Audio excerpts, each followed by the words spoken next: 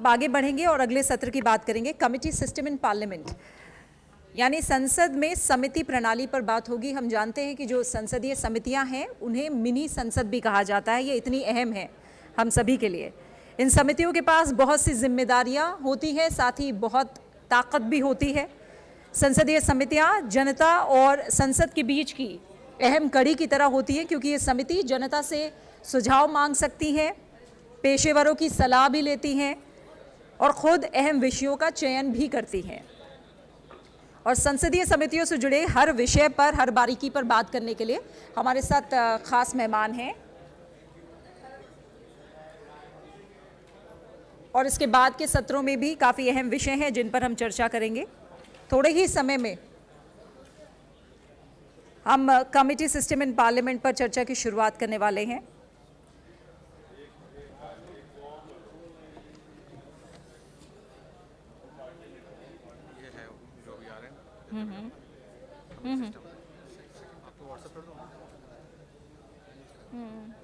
आपको तो जरूरत है ना एमपी लेड फंड क्या? ठीक है, उधर आ जाओ। अरे वो बैठ जाएंगे उधर। ठीक है।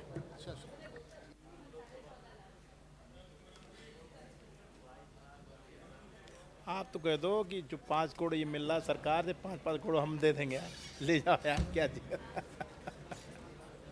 ये हमारा एमपी लेड जो है तो सब लोग बांट लो 10-10 लाख रुपए।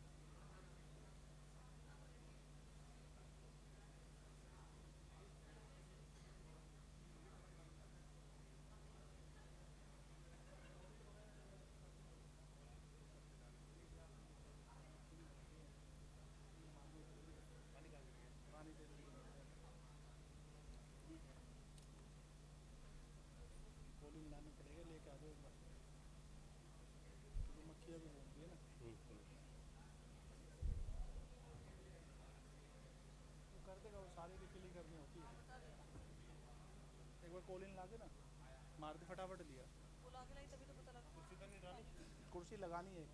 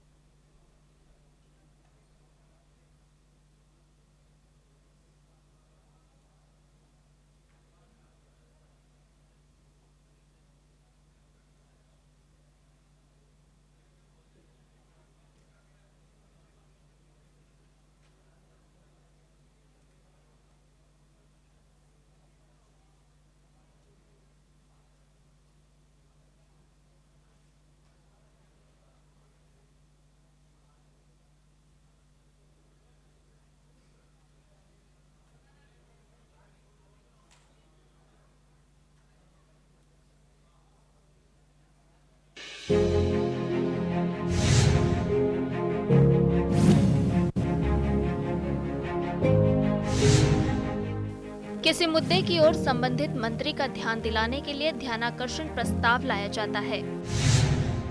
ध्यानाकर्षण प्रस्ताव को प्रश्नकाल के तुरंत बाद लिया जा सकता है। प्रस्ताव पर एक दिन में 30 से 45 मिनट का समय दिया जाता है। प्रस्ताव लाने वाले सदस्य को अपने विषय को रखने के लिए 10 मिनट का समय मिलता है। प्रस्ताव के लिए बाकी सदस्यों को चर्चा के लिए 5-5 मिनट का समय मिलता है। प्रस्ताव का उद्देश्य महत्वपूर्ण मुद्दे की तरफ संबंधित मंत्री ध्यान दें।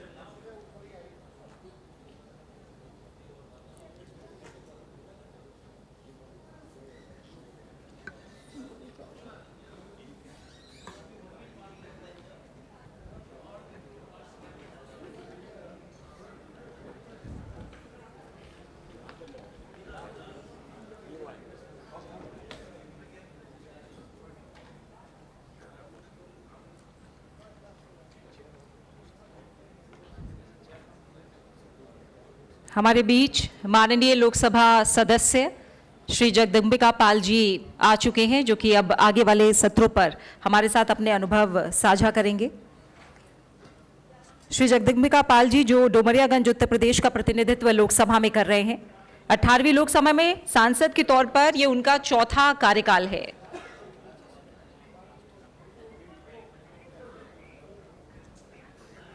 कई संसदीय समितियों से भी श्री जगदम्बिका पाल जी जुड़े हुए हैं। चेयरपर्सन रहे हैं आप स्टैंडिंग कमेटी ऑन एनर्जी, साथ ही standing committee on housing and urban affairs. इसके अलावा चेयरपर्सन रहे हैं कमेटी ऑन पब्लिक अंडरटेकिंग्स के। साथ ही कई संसदीय समितियों से वो सदस्य के तौर पर भी जुड़े रहे हैं। Committee on public accounts, general purposes committee Lok Sabha, consultative committee, ministry of housing and urban affairs, joint committee on the multi state cooperative societies amendment bill के भी आप मेंबर रहे हैं।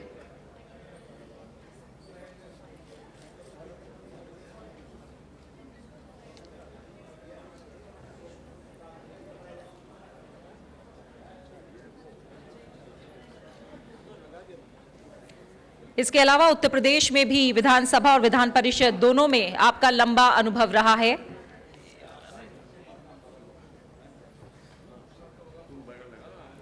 उत्तर प्रदेश लेजिस्लेटिव काउंसिल में उनके 2 टर्म रहे हैं सदस्य के तौर पर 1982 और 1993 में।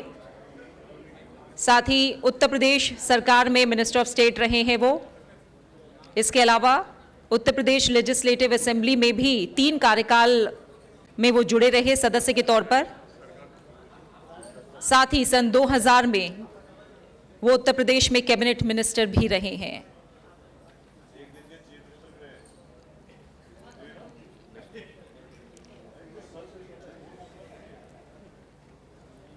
आगे कमिटी सिस्टम इन पार्लियामेंट यानी संसद में समिति प्रणाली पर जगदम्बिका पाल जी चर्चा करेंगे हम सबके साथ, और इसके बाद एक सत्र होगा पार्लियामेंट्री प्रिविलेजेस को लेकर यानी संसदीय विशेषाधिकार, उसमें भी आप अपने अनुभव साझा करेंगे।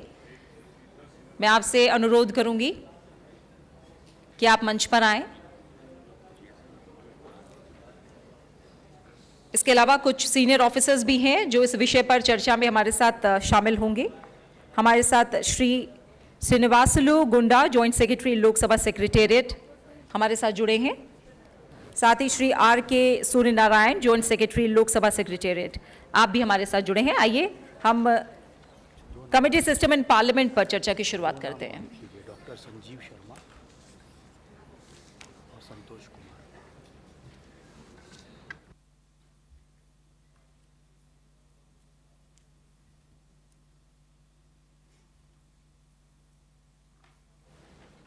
इसके अलावा 2 और मेहमान हमारे साथ जुड़े हैं, श्री संजीव शर्मा जी और श्री संतोष कुमार जी। आपका भी बहुत बहुत स्वागत है। आइए चर्चा की शुरुआत करते हैं।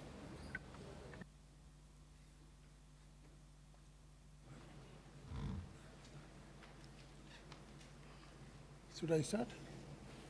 If somebody will. No.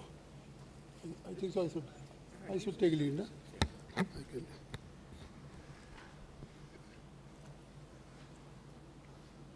First of all, I would like to extend my heartiest welcome to all newly elected members of Parliament. I am really happy that now our Parliament is sine-die. Earlier it was, I think, for up to 12, and even then, now today is Saturday, tomorrow Sunday, and you have not to be supposed to be in Parliament on Monday. Even then, this August gathering, I had played my full inning in Parliament, parliamentary life. But now I am quite sure, I am very, very hopeful that at least in future, your presence, it shows that amount of your sincerity, amount of your parliamentary wisdom, at least our parliamentary democracy will be very strong, and it will be emerge, and it will be a role model, not for any other neighboring southeast country, even throughout the world also. So I must congratulate to all of you. Thank you very much. मुझे जो जिम्मेदारी दी गई है, वो दी गई है कि role of parliamentary committee, तो मैं समझता हूँ कि आप में से लोगों को सवाल भी करना चाहिए कि इफ़ देयर ये पार्लियामेंट, तो what is the necessity of parliamentary committee, क्योंकि already parliament there on the floor of the house we can discuss in length also, and either bill or any parliamentary business. Only parliament is meant for those purposes. But I think so the work done by the parliament in modern time is not only buried in nature but considerable in volume also. अब काम की इतनी अधिकता बढ़ गई है कि आज आप महसूस करें कि किसी समय में जो पार्लियामेंट की कमेटियां थीं वो बनी थीं, हमारी कमेटी ऑन एस्टीमेट्स, सबसे पहली कमेटी जो बनी इस देश में वो पब्लिक अकाउंट्स कमेटी बनी 1921 में, जो गवर्नमेंट की स्क्रूटनाइज करती थी एक्सपेंडिचर को, क्योंकि government is meant for just to provide governance for the administration, and whatever the parliament will sanction the money, तो government will spend.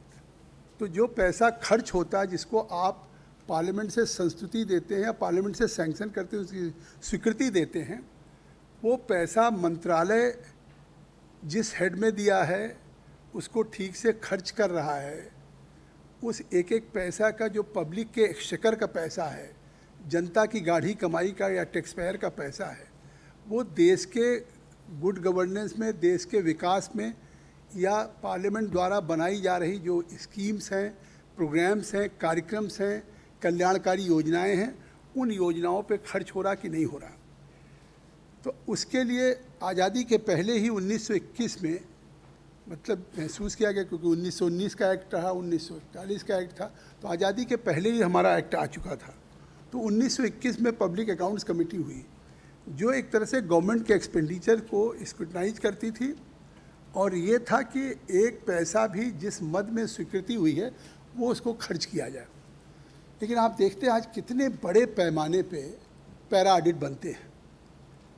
Para audit क्या होता है कि जो एक controller auditor general of India होते हैं, जो एक तरह से कॉन्स्टिट्यूशनल बॉडी है, गवर्नमेंट को पार्लियामेंट के द्वारा दिए गए पैसे को जो डिफरेंट मिनिस्ट्रीज या मंत्रालय खर्च करते हैं, उन मंत्रालयों का पैसा सही खर्च हो रहा कि नहीं हो रहा। We don't have any mechanism. मतलब you have given only because of your sanction this money can be spent by the ministry or the departments, but you don't have any this audit power या you can't scrutinize all these things. तो वो फिर para audit करने का काम एक constitutional body बना जो इंडिपेंडेंट होगा, और वो controller audit of general of India. तो वो हर मंत्रालय को रैंडम लेते हैं किसी भी डिपार्टमेंट के कुछ सालों का, कि जो पैसा उनको मिला था मंत्रालय में, उस पैसे का कितना सदुपयोग हुआ या उस पैसे का कहीं भी कोई ओवर एक्सपेंडिचर हुआ या कहीं दूसरे हेड में गया। तो आप देखते हुए पैरा ऑडिट बनता है कि मतलब उनको उन पे सवाल किया जाता है कि ये कहीं ना कहीं ये जो आपका है ये पैरा ऑडिट है कि आपने इस पैसे का ठीक से सदुपयोग नहीं किया। तो उस मंत्रालय को तब तक उन सवालों का जवाब देना होगा कि जब तक कि वो पैरा एड्रेस ना हो जाए। और होता क्या है, जब इस तरह का कोई पैरा बनता है तो वो पैरा अगर मंत्रालय का है तो उसके लिए पीएससी होती है, पब्लिक अकाउंट्स कमेटी होती है। तो स्पीकर साहब रिफ़र कर देते हैं कि अगर जिस पैसे को उन्होंने मंत्रालय ने खर्च किया, सीएनजी ने पैरा ऑडिट किया है, तो अब वो पीएससी कमेटी को आए, पीएससी कमेटी उसको एग्जामिन करे कि इस पैसे का सही सदुपयोग हुआ है नहीं हुआ। जो पैरा ऑडिट ने बनाया है उसमें एविडेंसेज बुलाएं, उस डिपार्टमेंट के सेक्रेटरीज को या उस डिपार्टमेंट के ऑफिसर्स को, जो भी उससे संबंधित है, वो लगातार। तो एक तरह से पब्लिक अकाउंट्स कमेटी पूरे देश के गवर्नमेंट के उस मंत्रालयों के पैसे का स्क्रूटनी करती है और उसके प्रति वो जवाबदेह होते हैं। दूसरी बात कि आप देखते हैं कि पब्लिक अंडरटेकिंग कमेटी होती है, डिपार्टमेंट तो सरकारी हो गए, लेकिन सार्वजनिक उपक्रम और निगम जो होते हैं वो पब्लिक अंडरटेकिंग, उसमें डे टू डे अफेयर्स में गवर्नमेंट इन्वॉल्व ना हो, तो उनको एक तरह से ऑटोनमस बॉडीज होती हैं और हर मंत्रालयों में पीएसयूज होती हैं। जैसे आप एनर्जी में है, तो NHPC है, NTPC है, PFC है, REC है, रिन्यूएबल में इरेडा है, पेट्रोलियम में इंडियन ऑयल है, भारत पेट्रोलियम है, सभी में होती है। स्टील में सेल है, NMDC है, इस तरह की कमेटीज होती है। तो PSU के लिए भी CNG वही सेम प्रक्रिया अपनाती है और वो पैरा ऑडिट बनाती है। तो उसके लिए PSC नहीं होती, उसके लिए एक दूसरी कमेटी होती है, पब्लिक अंडरटेकिंग कमेटी। वो 1964 में बनी, आज़ादी के बाद, जब लगा पार्लियामेंट को, सरकार को कि इतना पैसा हम दे रहे हैं पब्लिक अंडरटेकिंग कमेटीज़ को और उसके लिए उसको स्क्रूटनी करने के लिए कोई कमेटी नहीं है। तो जैसे 1921 में PSC कमेटी बनी, उसी तरह से 1964 में कमेटी ऑन पब्लिक अंडरटेकिंग बनी। और उसके बहुत बाद जा कर के 93 में मतलब लोगों को लगा कि जो हमारे डिपार्टमेंट्स की पॉलिसीज हैं, स्कीम्स हैं, प्रोग्राम्स हैं या डिमांड्स फॉर ग्रांट्स हैं, जैसे हर मंत्रालय का डिमांड्स फॉर ग्रांट होता, जो अभी आप फॉर्चुनेट लकी हैं कि ओरिएंटेशन प्रोग्राम आपका अब हो रहा है। उसके पहले आपको कम से कम एक अनुभव हो गया पार्लियामेंट में, महामहिम राष्ट्रपति के अभिभाषण वाला सत्र भी और ये बजट के सत्र में भी, तो काफ़ी एक अनुभव आपको हुआ। तो अब आपने उस अनुभव में देखा होगा कि आपने एक जनरल बजट पे आपने हिस्सा लिया होगा। जनरल बजट के बाद फिर डिमांड्स फॉर ग्रांट्स की बिजनेस एडवाइजरी कमेटी लोकसभा के लिए कुछ तय करती है, राज्यसभा के लिए कि कम से कम कुछ डिपार्टमेंट्स लिए जाएंगे जिस पे सदन में चर्चा होगी। इतने डिपार्टमेंट्स हैं, स्वाभाविक है सबकी चर्चा नहीं हो सकती। तो मान लिया 4 या 5 डिपार्टमेंट ले लिए गए। फिर उसके बाद गिलेटिन होता है जो आपने पिछली 5 तारीख को किया। फिर फाइनेंस बिल आता है। फाइनेंस बिल में आपका टैक्स का स्ट्रक्चर आता है कि टैक्स के रिफॉर्म्स कैसे होंगे या फ्यूचर में आपको अपने उन चीज़ों को अचीव करने के लिए किस तरीके का टैक्स का रिफॉर्म होगा, वो फाइनेंस बिल के थ्रू होता है। उसके पास होने के बाद आपका बजट पास हो जाता है। अब ये बजट पास हो गया तो डिपार्टमेंट्स में, अब CNG में भी अगर PSC में जो मेंबर आएंगे, हमारे साथ सारंगी जी बैठे हैं, वो मेंबर हैं। हम लोग 8-8 साल पहले का PSC में स्कूटी का जस्टिस डिलेड जस्टिस डिनाइड, अगर बहुत पुराना कोई पैराडिट आया है, ऑफिसर्स रिटायर हो गए हैं, कुछ ऑफिसर्स जवाब दे रहे हैं, तो आप ये जो बात मैंने कही कि भाई अगर पार्लियामेंट है तो पार्लियामेंट्री कमेटी की क्या जरूरत है, एक्चुअली पार्लियामेंट कमेटी ही आज भारत की पार्लियामेंट्री डेमोक्रेसी को या आपकी इस प्रणाली को सबसे ज़्यादा मजबूत कर सकती है। क्यों? क्योंकि पार्लियामेंट में अगर देखिए आपके पास प्रिविलेज है तो आप कोई सवाल अगर आप पार्लियामेंट में पूछते हैं या कोई सजेशन देते हैं, कोई क्रिटिसिज्म करते हैं, तो उसमें जवाब कौन देता है? On the floor of the house whatever concerns raised by the honorable members parliament, either if you are raised any query, questions या through question hour या in other form of means, तो only minister is accountable to you. तो मंत्री अपने विभाग के behalf पे आपके सवालों का जवाब देता है। तो तात्पर्य यह है कि मंत्री अपनी मंत्रालय की तरफ से जवाब दे रहा है, लेकिन आप अकाउंटेबिलिटी चाहते होंगे एग्जीक्यूटिव हेड से।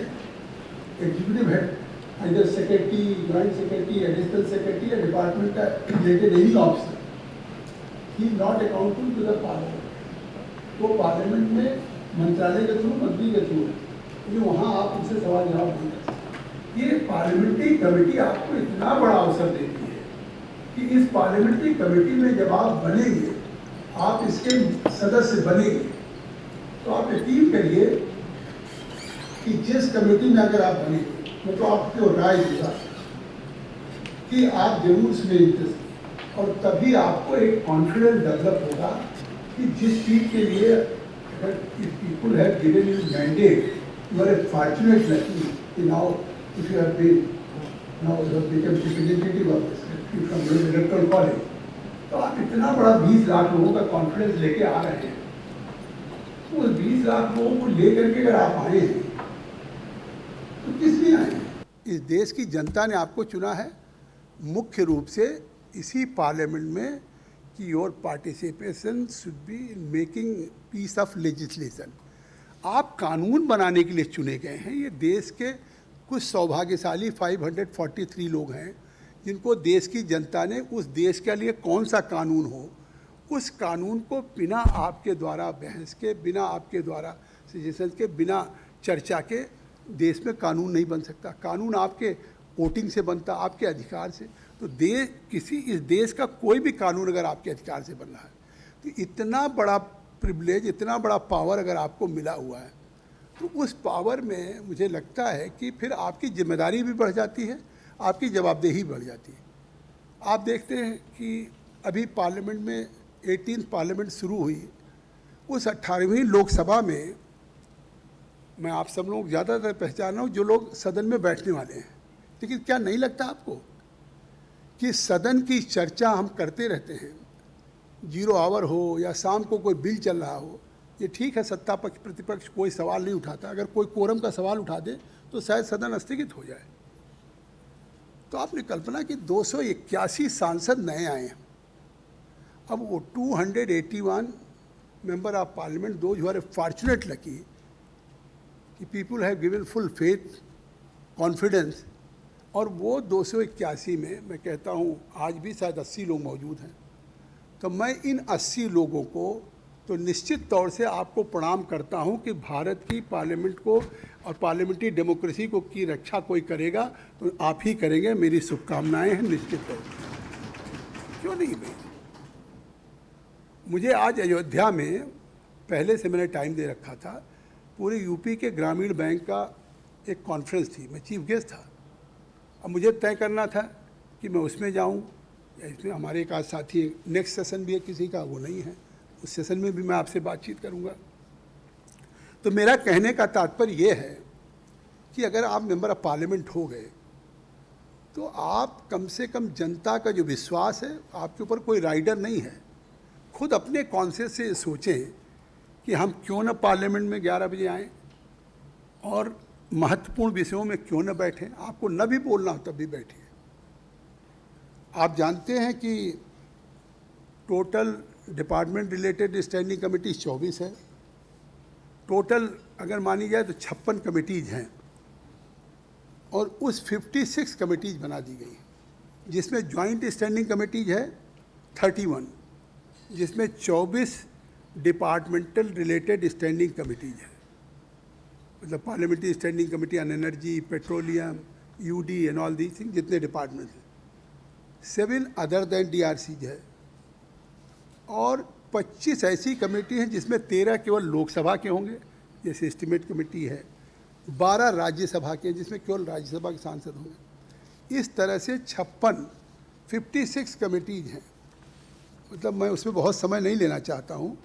अब जैसे लोकसभा की है committee on petitions, committee on privileges, committee on ethics, committee on government assurances, committee on subordinate legislation, या इसी तरीके से लोकसभा राज्यसभा की है। मैं भी पिछली बार कमेटी का चेयरमैन था।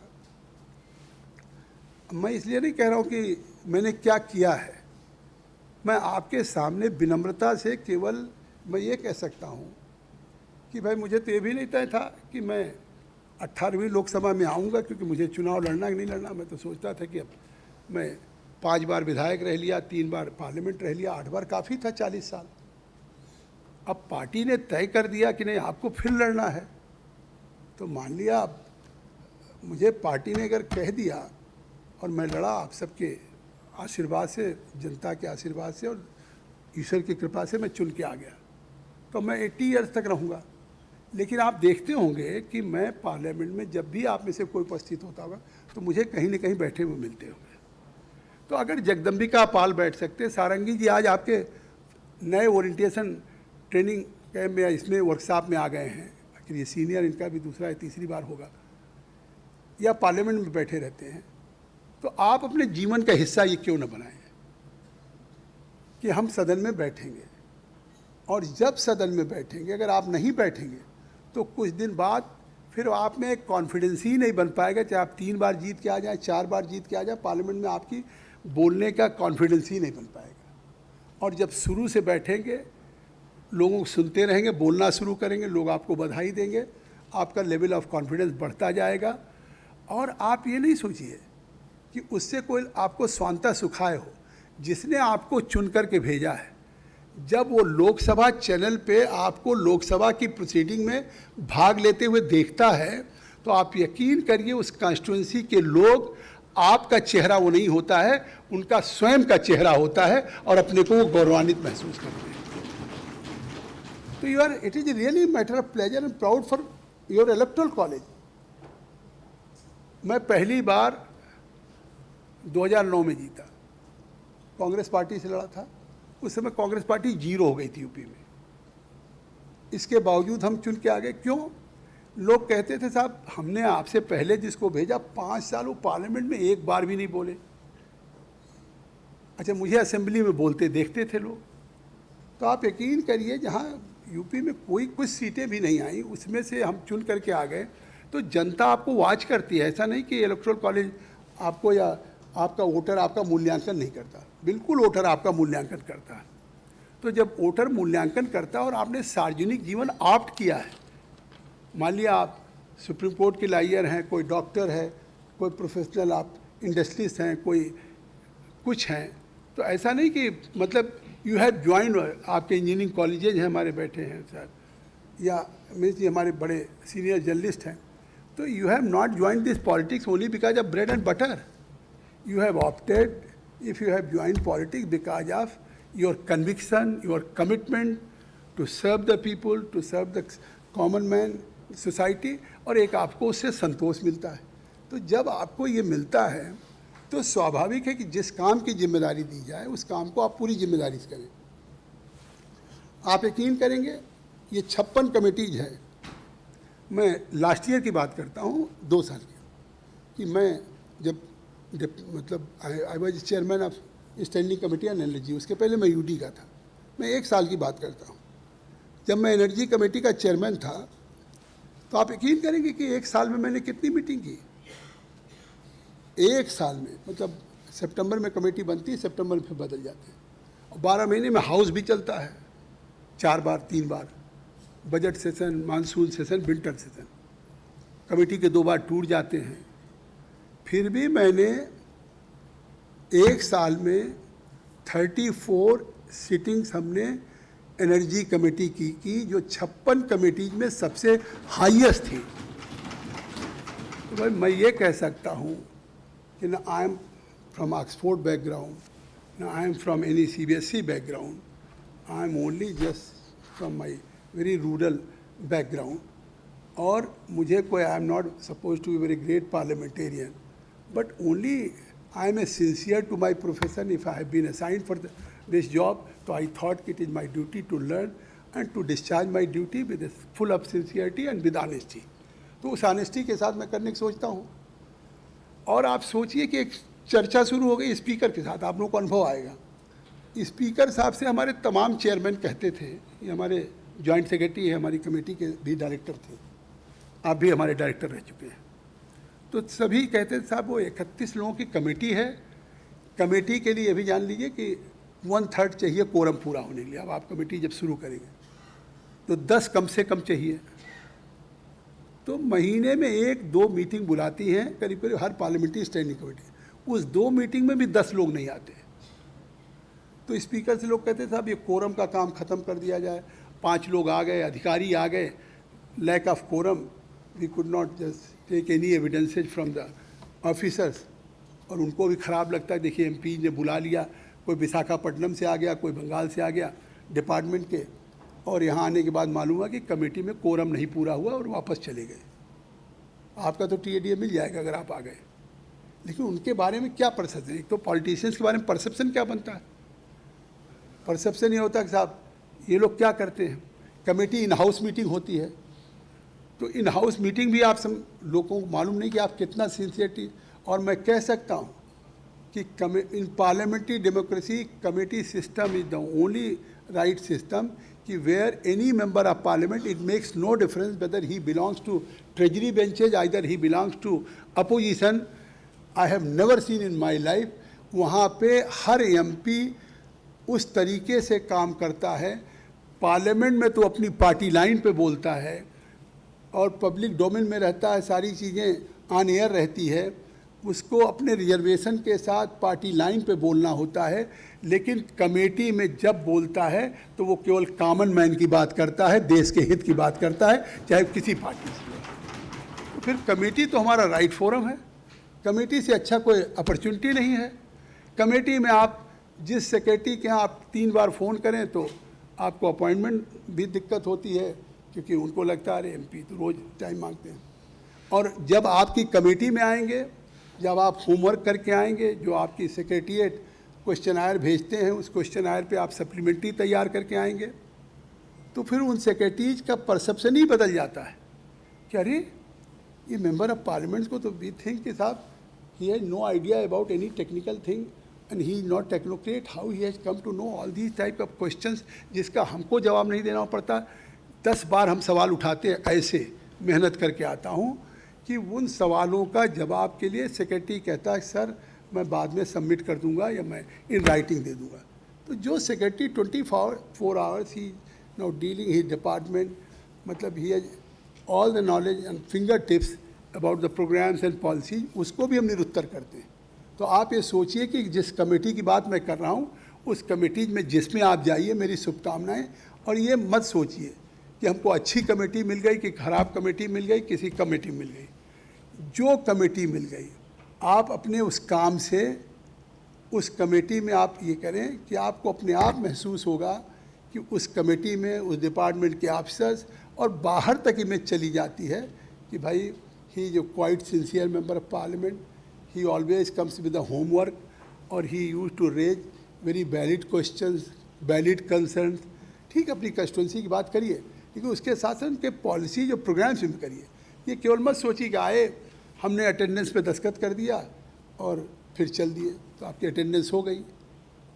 तो बहुत से हमारे साथी ये करते हैं कि बस दिल्ली आना हुआ तो उसमें आपको आने जाने का एक रिम्बर्स होता है और केवल मीटिंग में दस्तखत करने आ गए। आप यकीन करिए मीटिंग में कोरम नहीं पूरे होते, मीटिंग में कोरम नहीं पूरे होते, और अगर मीटिंग होती भी तो आधा घंटा, 1 घंटे, 1.5 घंटे। और आप यकीन करेंगे 34 मीटिंग हुई और 86 आवर, 86 घंटे हमने मीटिंग लिया है अपने एनर्जी कमेटी की। आप यकीन करें कोई मीटिंग 2-2.5 घंटे से 3 घंटे से कम नहीं हुई। ये मैंने दिल्ली में, और अगर मैं स्टडी टूर पे गया तो वहाँ मैंने 8-8 घंटे मीटिंग ली है, 10-10 घंटे मीटिंग ली है। और आप यकीन करिए कि उसका फ़ायदा ये हुआ है कि आखिर मीटिंग में आप क्या कंट्रीब्यूट करते हैं। मीटिंग में आप कंट्रीब्यूट करते हैं कि आप जो चीज़ें सवाल करते हैं, जवाब आता मंत्रालय से, जो आप सुझाव देते हैं, जिसका जवाब हमारे रोज़ अभी नए नए जो हमारे साथ हैं, जैसे मैं चंद्रशेखर जी को देखता हूँ, ये चाहते कि मंत्री से मेरा जवाब आ ही जाए, क्योंकि ये सोचते हम चुन के आए हैं। तो मैं इन्हीं का नाम नहीं ले रहा हूँ, मैं आप सबको, आपको लगता है कि now once if I have become member of parliament, now I have right कि I have to raise questions regarding anything, and minister and department and government is bound to reply. तो हमारा उत्तर पूरा नहीं आ रहा, और पाल साहब घंटी बजाते रहे हैं, या मंत्री बैठ जा रहे हैं, या दूसरे का नाम पुकार लिया जा रहा है। स्पीकर साहब कह रहे हैं कि भाई सप्लीमेंट्री छोटा करिए, तो वहाँ वाकई छोटा करना पड़ेगा, क्योंकि 5 सवाल 6 सवाल कितना स्पीकर साहब के टोकने के बाद 20 से ज़्यादा 20 सवाल में नहीं आता। जो 20 स्टार्ट क्वेश्चन होते हैं उसमें भी नहीं आ पाता।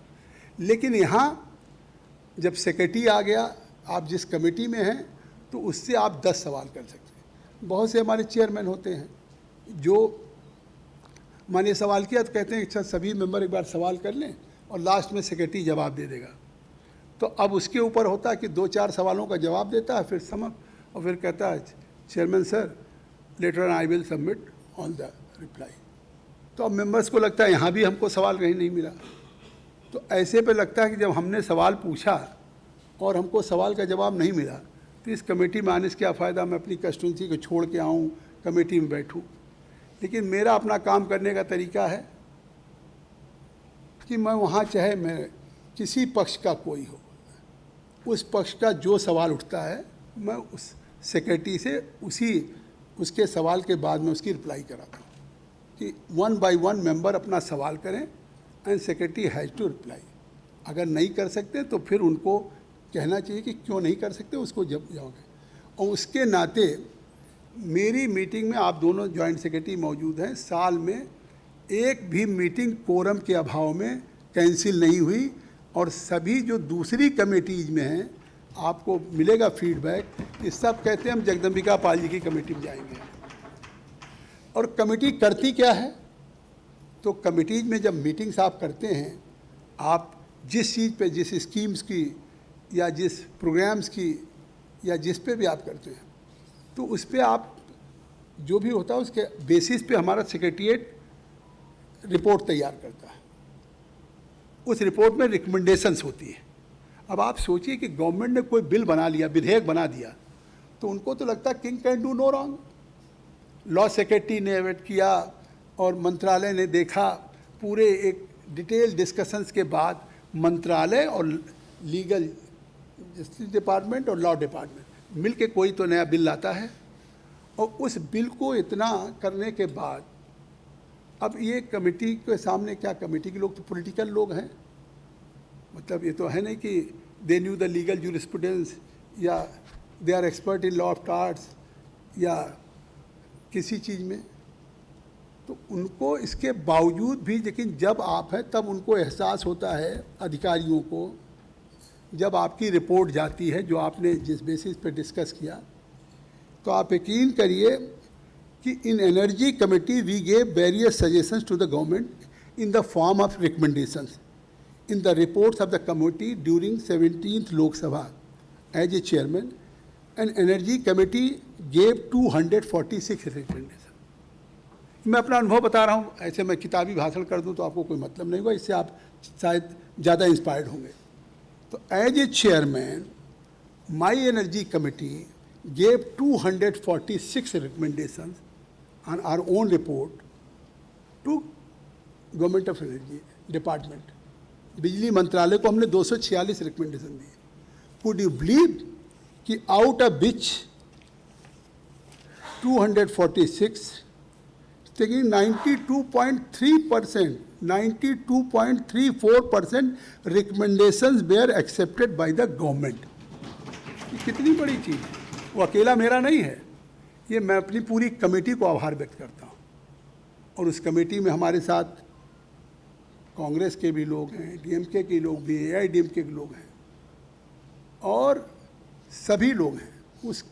और कमेटी में मेरी एक कमेटी, जिस कमेटी में कभी 15, 17, 18 मेंबर ऑफ पार्लियामेंट से कम नहीं आए, और जैसे कोई स्कूल में फिक्स कर दे, थर्सडे था ना, कौन सा दिन, हाईएस्ट अटेंडेंस भी है, हाँ ठीक ही कह रहे हैं। और सुनिए, अभी तक इस पार्लियामेंट में कोई प्रक्रिया नहीं किसी कमेटी की। हमने कहा था भाई महीने में हम लोग 4 मीटिंग करेंगे, तो दिन भी हमने फिक्स कर दिया था कि थर्सडे रख लीजिए। अदरवाइज क्या होता है कि कभी चेयरमैन अपनी सुविधा से कभी मान लिया 15 तारीख को बुला लिया, अब उस दिन आप में से किसी के अपनी कंस्टिट्यूंसी में चीफ मिनिस्टर आ रहे हैं, किसी की कंस्टिट्यूंसी में कोई उद्घाटन है, कुछ है, तो हमने कहा भाई once in a week Thursday हम फिक्स कर देते अपनी कमेटी मीटिंग के लिए। तो थर्सडे लोग अपने को स्पेयर कर लेते थे कि हमको थर्सडे दिल्ली जाना है, ये हमारी अपनी स्ट्रेटजी थी, और किसी पार्लियामेंट्री कमेटी में शायद ये नहीं हुआ, जिसके नाते ये 34 मीटिंग्स हुई।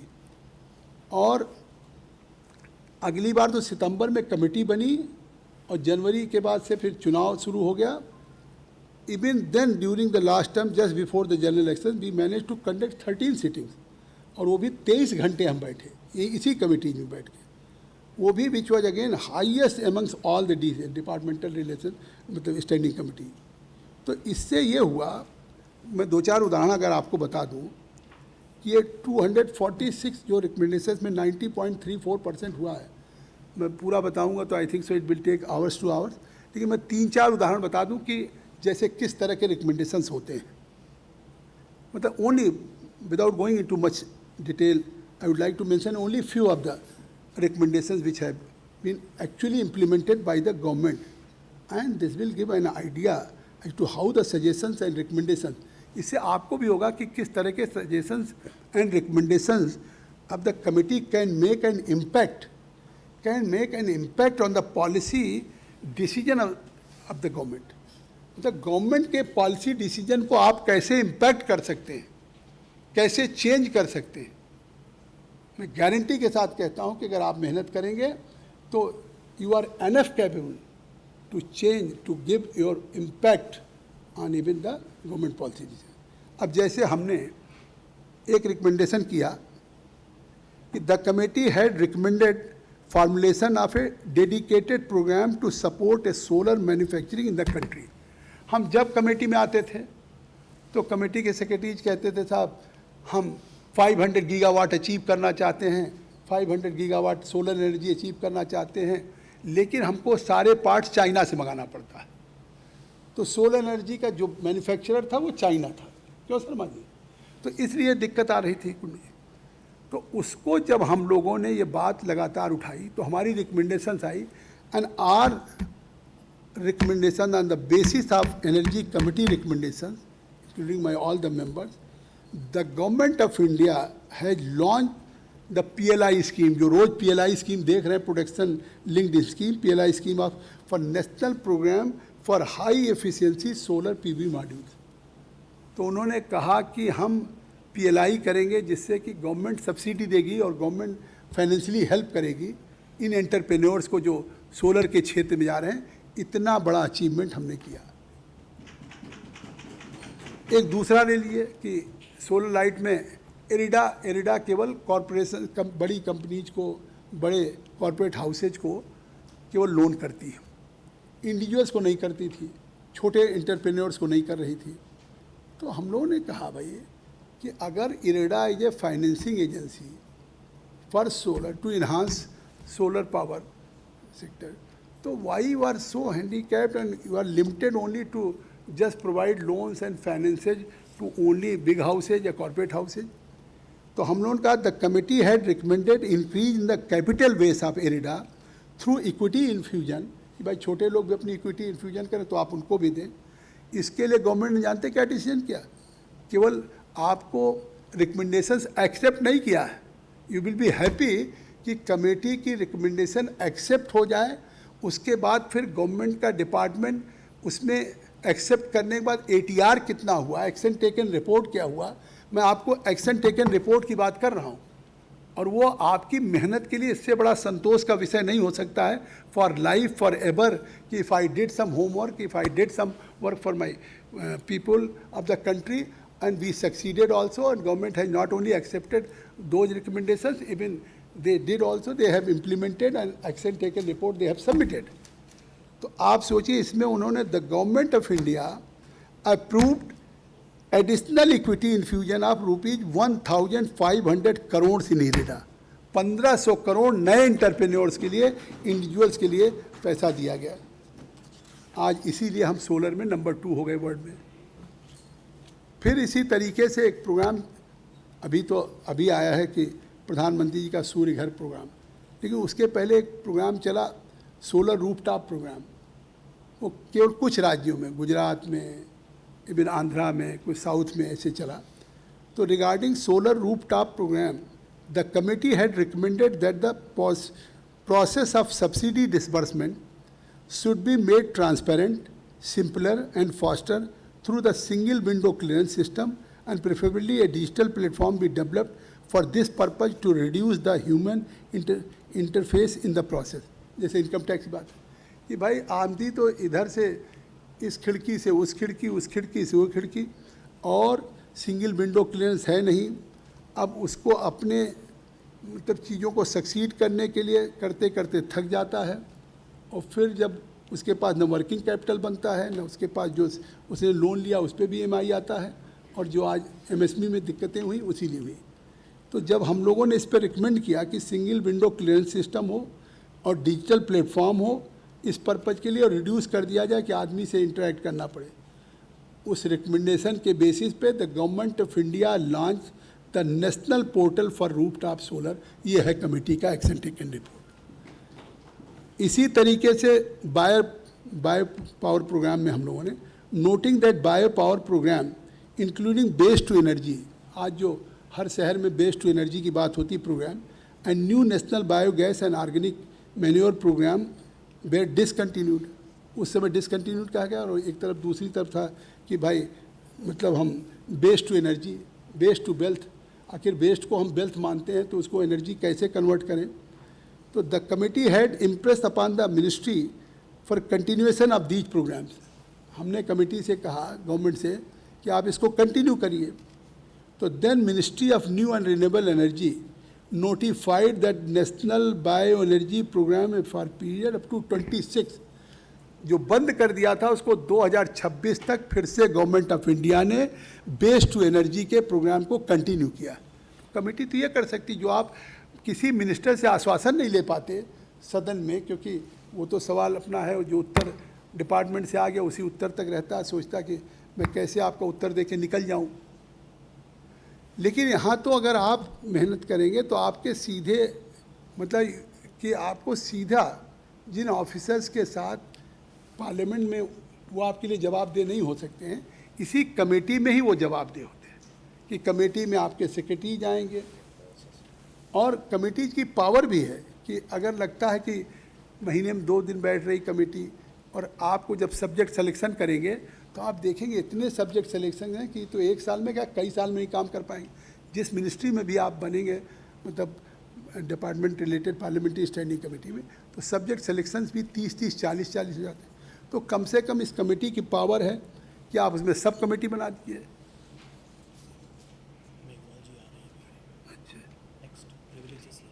अच्छा, उसके लिए तो आज जो कमिटीज है वो कमिटी चाहेगी तो मेक 1 और मोर सब कमिटी, ये अंडर रूल 263 है।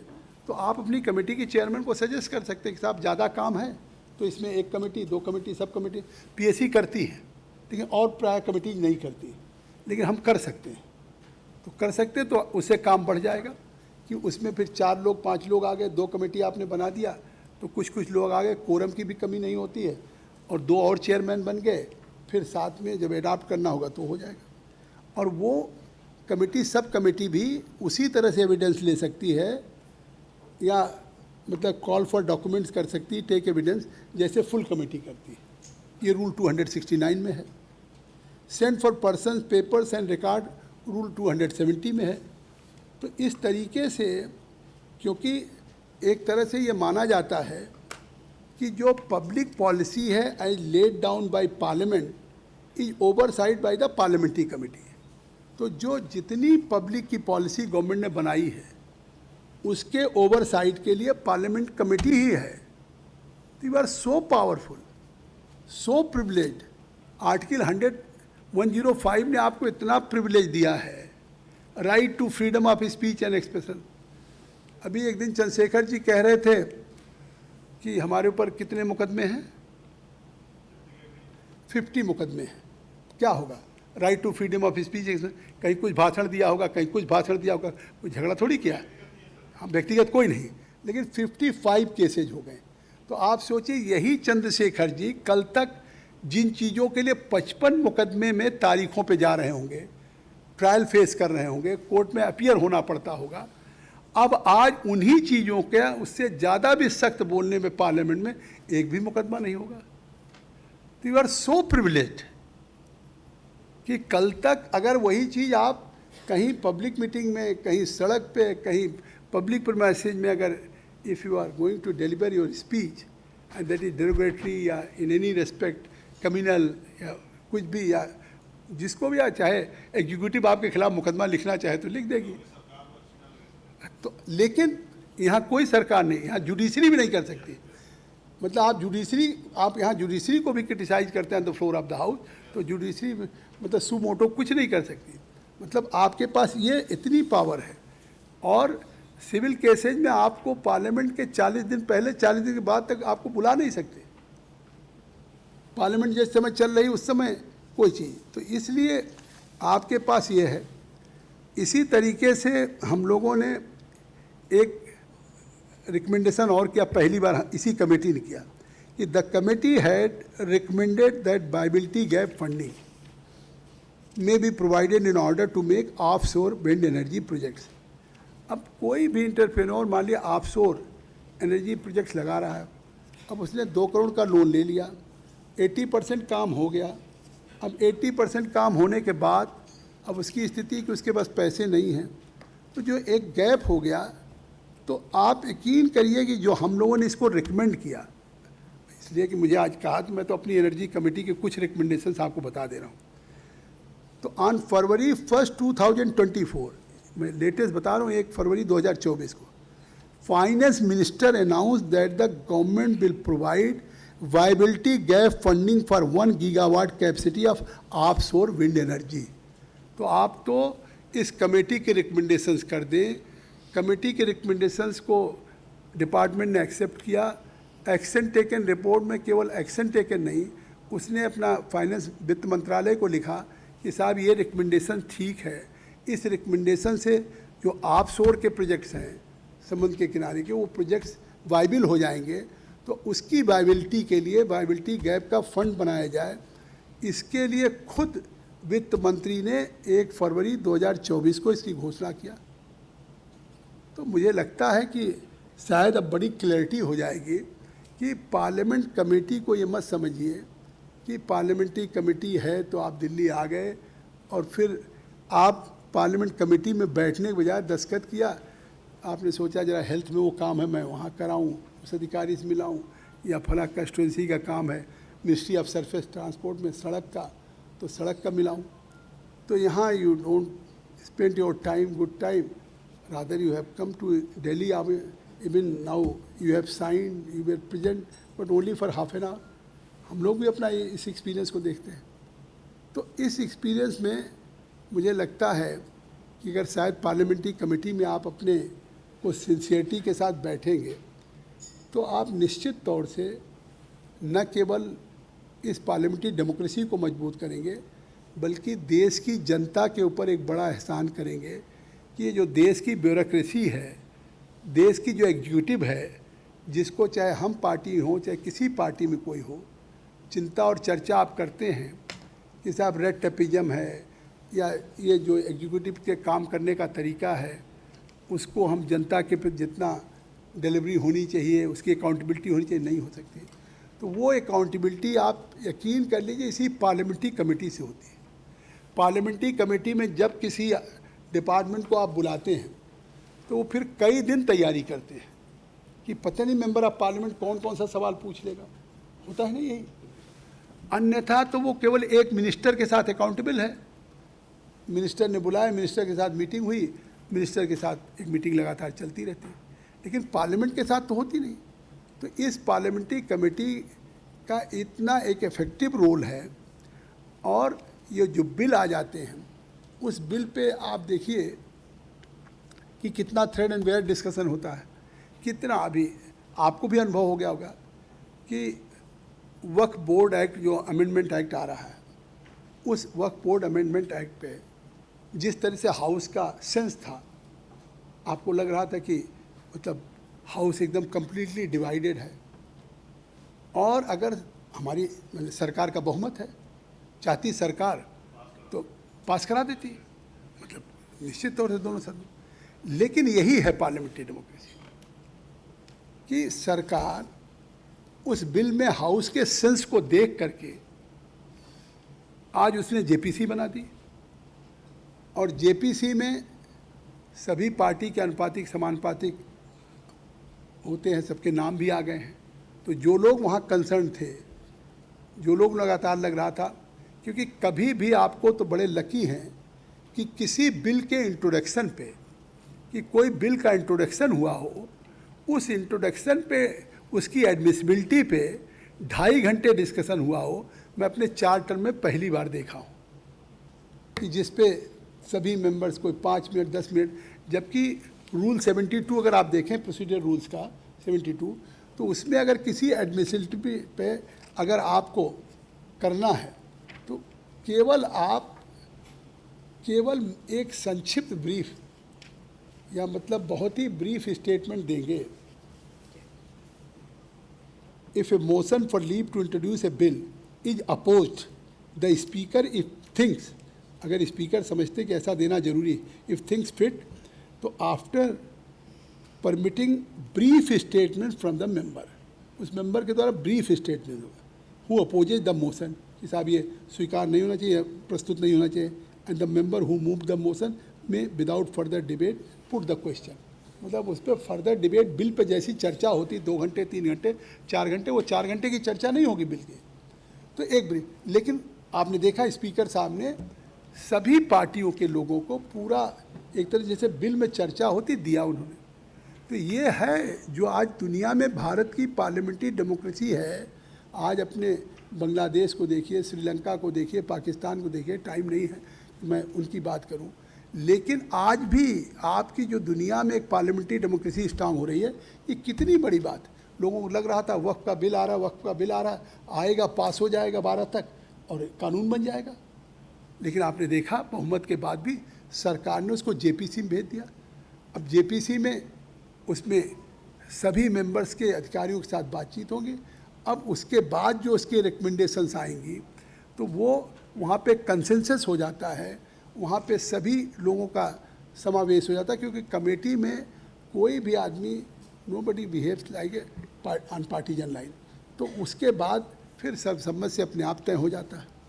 इसी तरह से हमारा एक इलेक्ट्रिसिटी अमेंडमेंट बिल है, वो एक बड़ा कंट्रोवर्शियल था कि राज्य के अधिकार ले रहे हैं और साहब ये जो डिस्कॉम है अभी स्टेट्स के पास है, तो पैरेलल अगर डिस्कॉम दिया जाएगा तो एक कठिनाई होगी।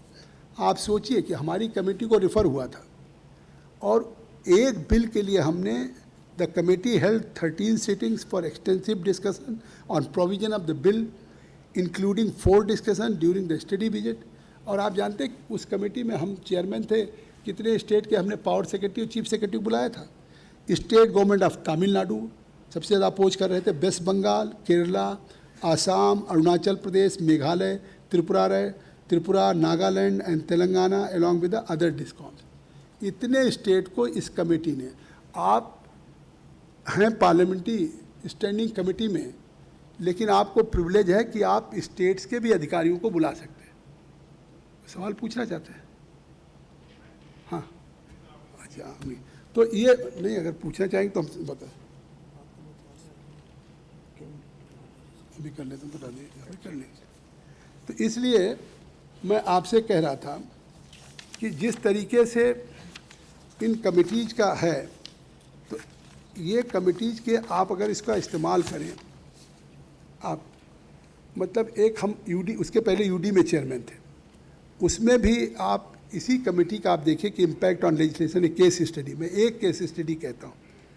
The standing committee of housing and urban affairs examine the prime minister street vendors Atmanirbhar Nidhi, वो जो पीएम स्वनिधि थी, वो पीएम स्वनिधि थी, वो 10,000 उस समय कोविड के दौरान वेंडर्स को दिए जा रहे थे, जिनके दिहाड़ी रेडी पटरी वालों की दुकानें बंद हो गई थी, अब उनके पास मतलब हैंड टू माउथ हो गए थे।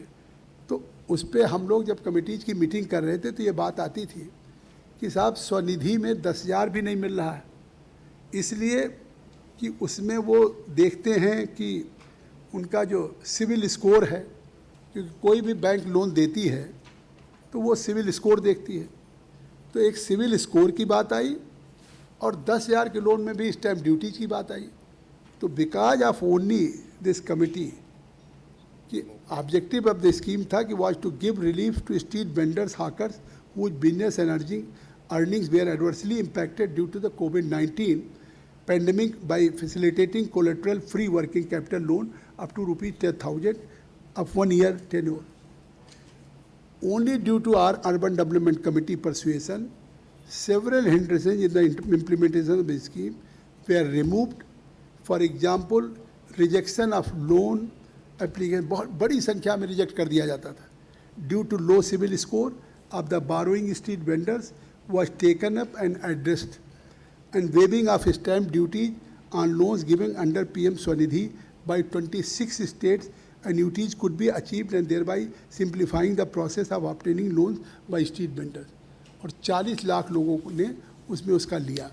तो इस तरीके से चाहे मैं अर्बन डेवलपमेंट कमेटी का चेयरमैन था या हम इसके बाद एनर्जी कमेटी में, मैंने इसलिए कुछ रिकमेंडेशंस आपको बताई कि उस कमेटी में आपका रोल क्या होगा। उस कमेटी में सीधे डिपार्टमेंट के ऑफिसर्स आएंगे और जो भी चाहे बिल पे आप स्क्रूटनी करेंगे, डिमांड्स फॉर ग्रांट्स, आप सोचिए बजट बिना स्टैंडिंग कमेटी के सामने आए हुए और कम से कम उसकी 2 मीटिंग या उसके साथ पूरी डिटेल डिस्कशन कि पूरे डिपार्टमेंट में जो बजट है उसका सिंगल पेनी कहाँ होगा, उसमें आप सजेस्ट करके किसी स्कीम में ज़्यादा पैसा का सुझाव दे सकते हैं, किसी स्कीम के पैसे का सुझाव कम कर सकते हैं। और ये पार्लियामेंट्री स्टैंडिंग कमेटी जो डिमांड्स फॉर ग्रांट्स है डिपार्टमेंट की, उसकी स्कीम्स के पैसे को रिवाइज भी करती है, फिर उसके बाद जो कम्प्रिहेंसिव ढंग से जाता है वो पार्लियामेंट में प्रस्तुत होता है।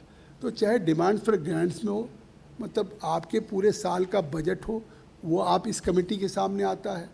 फिर दूसरी बात, उस डिपार्टमेंट के जो भी पॉलिसीज हैं, प्रोग्राम्स हैं, वो आता है।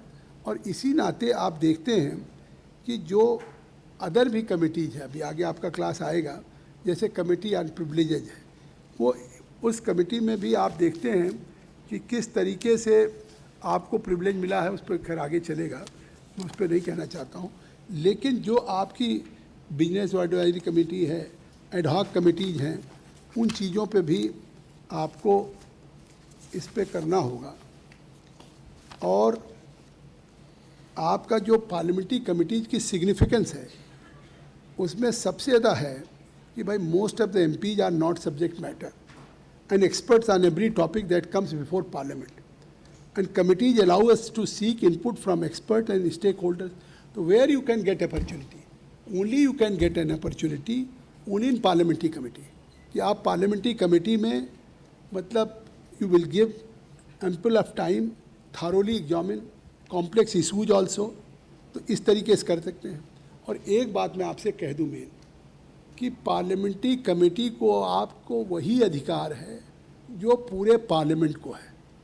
तो इसीलिए पार्लियामेंट्री कमेटी को मिनी पार्लियामेंट कहा जाता है, क्योंकि डे टू डे अफेयर्स में देखिए, वहाँ पे तो अगर एक बिल आया तो एक बिल पे पार्टी में अगर आप भी बोलना चाहते हैं, आप भी, तो जितनी आपकी पार्टी की संख्या है, किसी पार्टी में 2 आदमी को, 3 आदमी को 40 मिनट का टाइम है, किसी पार्टी को 1.5 घंटे का, कहीं 3 घंटे का, 4-5 घंटे का डिस्कशन होना है।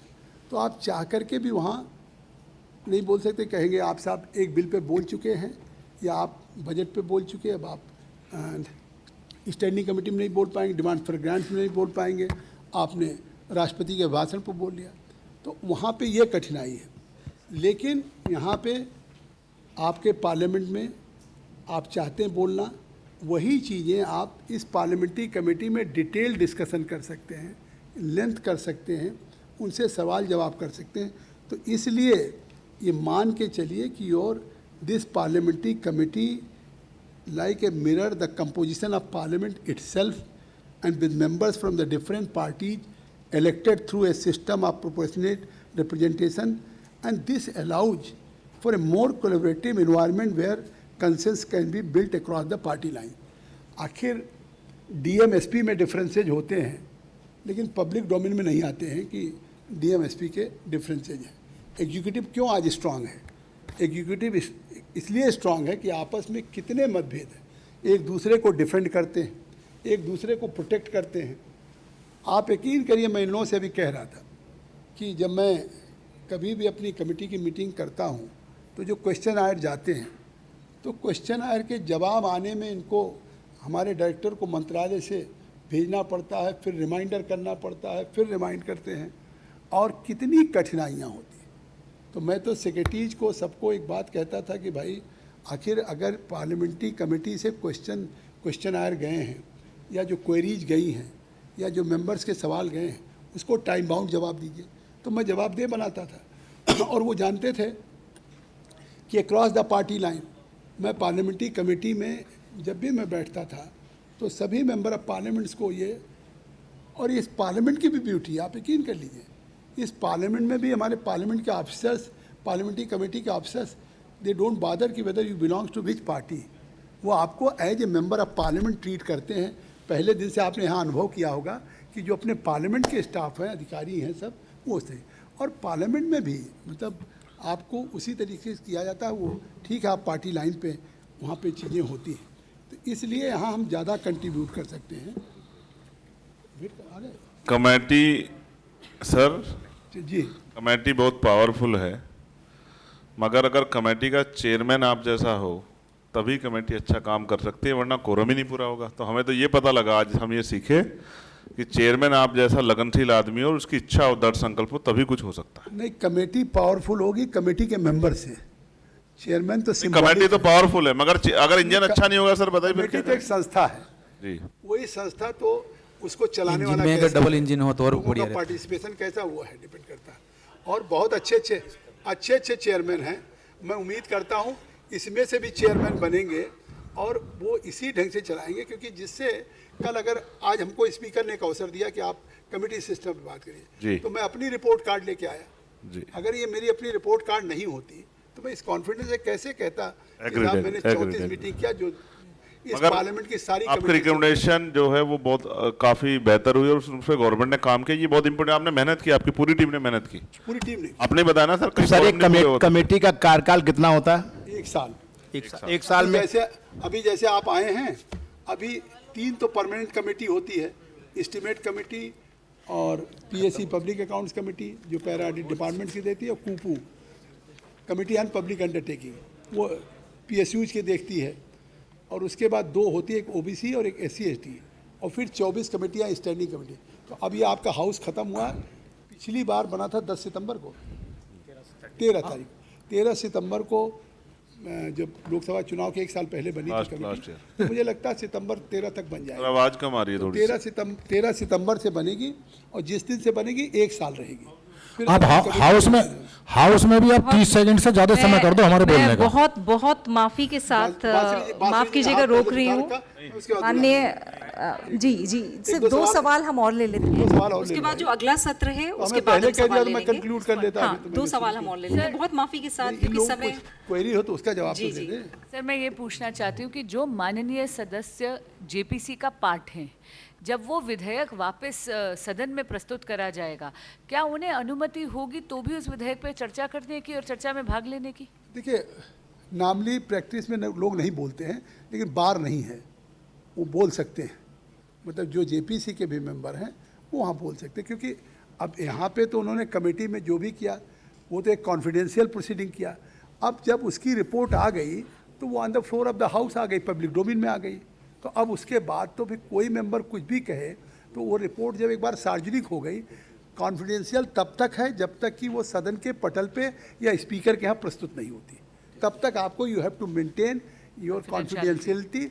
अगर उसको नहीं मेंटेन करते if you are a member, तो ब्रीच ऑफ प्रिविलेज, जो आपको प्रिविलेज हैं आपको भी ब्रीच ऑफ प्रिविलेज का फेस करना पड़ेगा। If you break confidentiality. हाँ, सब- But sir, does आप the देखिए, does the just you one immunity example in 17th Lok Sabha, one member was absolutely but the immunity granted to one on the floor of the house, is that also extended to the meetings of the committee or not? It is? yes, Sir, the yes. joint secretary. yes, yes, It is. absolutely. So it's confidential and you have immunity during the committee meetings. Thank you, sir. Sir एक question पूछना था Sir, today morning we heard that there's a committee called Committee of Petition, where we can ask for anything that we want. So does that have to relate to our 0 hour? Suppose I ask for something in my 0 hour and I did not get it and I want to put it in the petition. Is that possible for me to do that, or can I directly put something to the Committee of No, Petition? you can. In petition committee, so I think so you have to submit your petitions. Ji.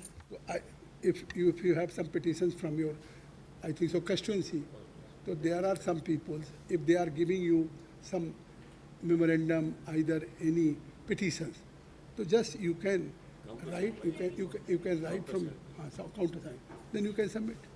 So petition committee is also a very important committee where a number of issues which could not address at some other forum, so you can succeed also. एक अनुरोध हमारा है जी आपसे, जी एक अनुरोध इधर से, जब आप सदन में चेयर पे बैठते हैं तो नए सदस्यों को बोलने का 30 सेकंड नहीं, उनका समय 5 मिनट कर दो।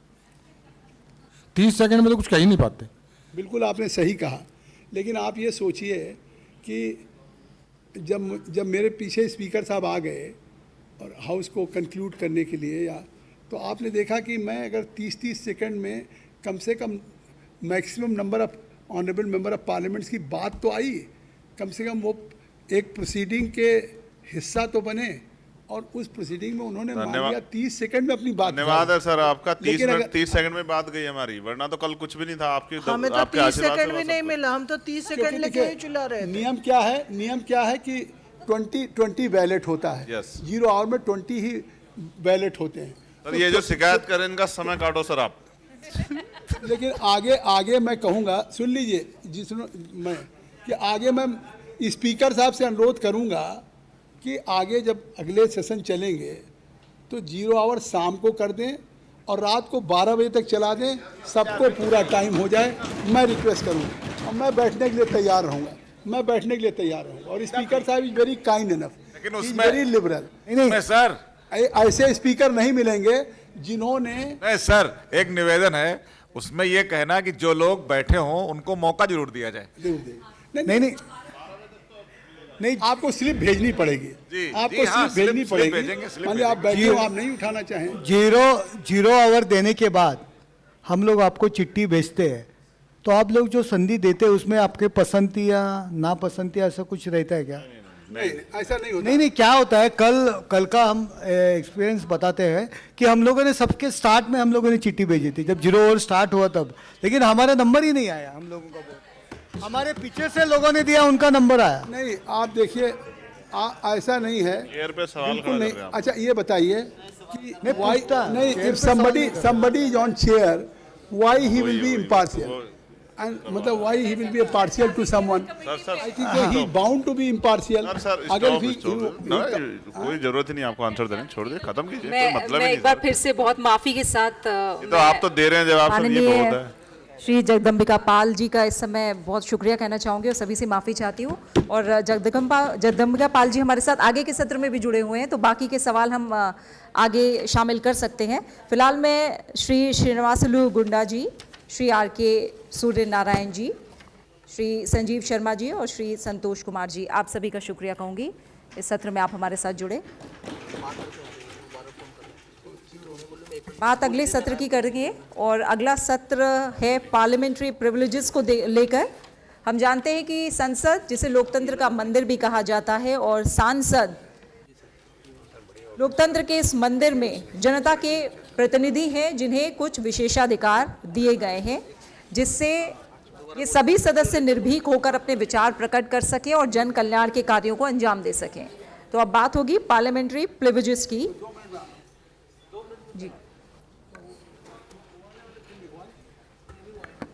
जी इस सत्र के बाद तो अगले 5 मिनट में हम अगले सत्र की शुरुआत कर रहे हैं।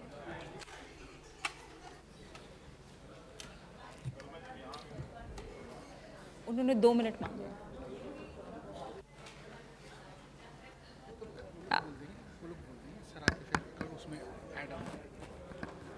अच्छा तो आप बुला लीजिए। हम सत्र की शुरुआत कर रहे हैं। अगला सत्र हम थोड़ा छोटा रखेंगे ताकि उसके बाद थोड़ा जलपान टी ब्रेक के लिए जा सके सभी लोग। सेशन के बाद ही है ना टी ब्रेक। जैसे मैंने कहा कि संसद में जनता के प्रतिनिधि जिन्हें कुछ विशेषाधिकार दिए गए हैं ताकि सभी संसद के सदस्य निर्भीक होकर अपने विचार प्रकट करें, जन कल्याण के कार्यों को अंजाम दें। संसदीय विशेषाधिकार ये कुछ विशेष अधिकार और रियायतें हैं जो कि संसद के दोनों सदनों के सदस्यों और संसद की समितियों में भाग लेने वाले लोगों को मिलते हैं। हमारे संसद को संविधान के तहत विशेषाधिकार दिए गए हैं। राज्य विधानमंडल के सदनों को विशेषाधिकार का जिक्र भी संविधान में है। संसदीय विशेषाधिकार का मूल भाव संसद की गरिमा को सुरक्षा देना, संसद की स्वतंत्रता और स्वायत्तता की सुरक्षा करना है।